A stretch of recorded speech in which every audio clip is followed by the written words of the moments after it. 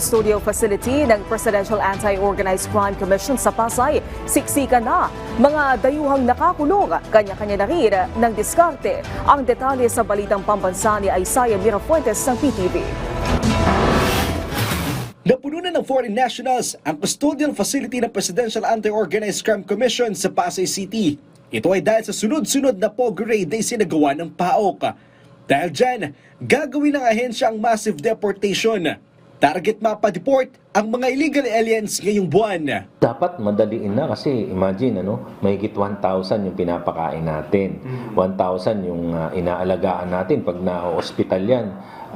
Pinapagamot natin yan, tapos yung pagkain yan, yung ginagawa nating pag-aaruga sa kanila. Sasagutin ng Chinese government ang pamasahe ng mga Chinese nationals. Dati kasi tayong gumagastos but now, nung nakita nila yung sincerity nung ating ginagawang paglaban dito sa Pogo, sila na yung sumasagot ng mga pamasahe nila. Yung mga previous deportation na ginawa ng PAOK and the Bureau of Migration, sila na ang sumagot. Kasama ang PAOK, inikot namin ang custodial facility sa Pasay.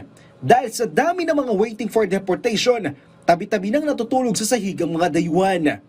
Sa loob na lang din ng pasilidad, nagsasampay ng mga damit ang mga naaresto.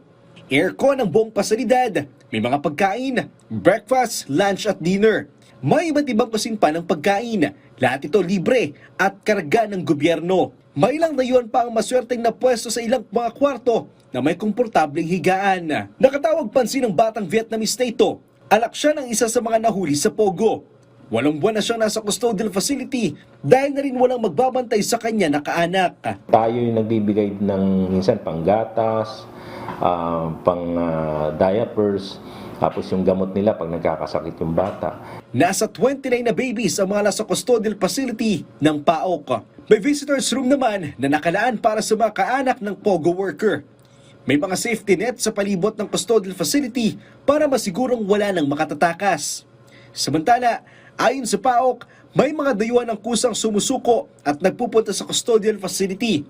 Katwiran nila, imbes na mahuli, mas maganda ng sumuko. Mas maganda daw kasing ma-repatriate na lang kaysa ma-deport.